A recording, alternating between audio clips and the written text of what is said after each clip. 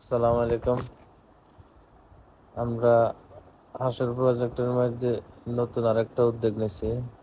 যেহেতু আমাকে এখানে জাল আছে, আবার এই জালগুলো কিছু কিছু জায়গার মধ্যে হাঁসে অনেক বড় বড় ছিদ্র করে ফেলেছে।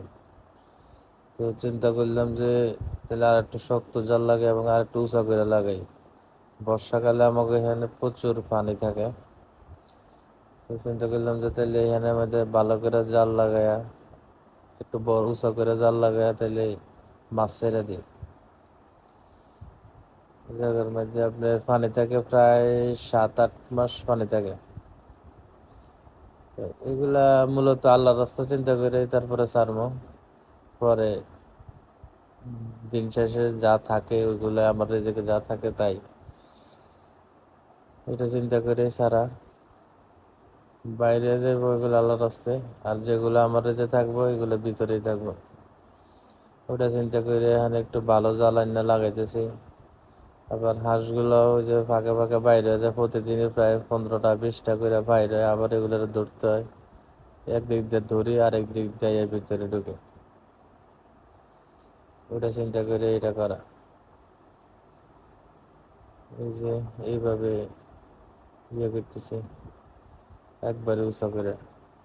আমাকে এই জায়গায় পানি থাকে প্রায় 7 থেকে 8 মাস।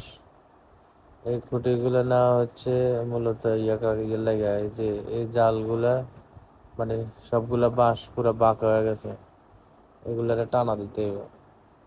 এটা টানা না দিলে এগুলা, আগের জাল তো ছোট ছিল এবং পাতলা ছিল। এই জায়গার মধ্যে পারভেজে বলতেছিল যে এগুলারে টানা না দিলে এগুলো পড়ে যাবে।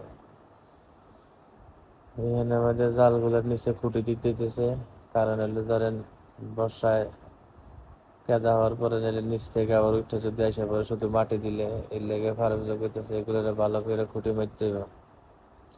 পরে এগুলো খুঁটি মেরে দিয়ে আবার এটার উপরে আবার মাটি দেন। আমার কাজ পুরো দমে শুরু হয়ে গেছে।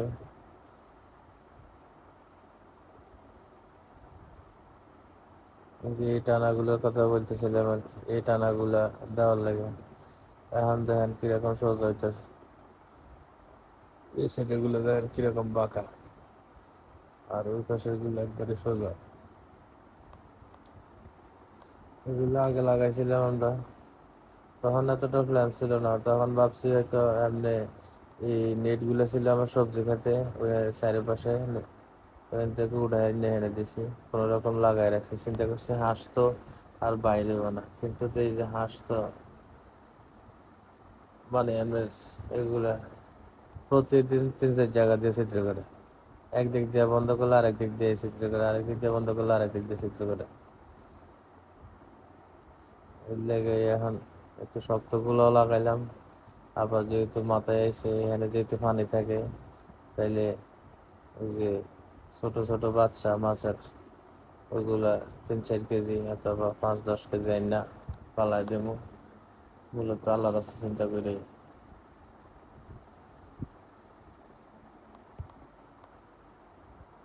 রিজিকে আমার যা থাকবো থাকবো, বাকিগুলো মানুষও খাইবো, সমস্যা নেই। সব তো আমার আশেপাশেরই মানুষ, সবাই পরিচিত, সবাই আত্মীয় স্বজন। এটা হচ্ছে আফসার ভাইয়ের লগে শয়তানি করতেছিলাম কালকে রাতে, যে কারেন্ট শর্ট হয়েছে এর লেগে। আর ওই জায়গায় পারভেজে বয়ে বয়ে খুঁটি কাটতেছে। প্রথম দিন আমি আর পারভেজে করছি, পরে আজকে আফসার ভাইরে নিয়ে এলাম যে কাজ অনেক তাড়াতাড়ি করতে হবে, কারণ যে মিলে বৃষ্টি শুরু হয়েছে এখানে খুব তাড়াতাড়ি জমে যাবে। যে পারভেজে খুঁটি গাড়াইতেছে আর শয়তানি করতেছে।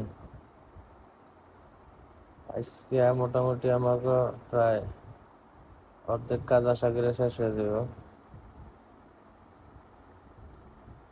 ওই যে হাঁসগুলা আজকে এটার এদিকে আয় নাম করে দেখে, নাহলে সারাক্ষণ এদিকেই থাকে।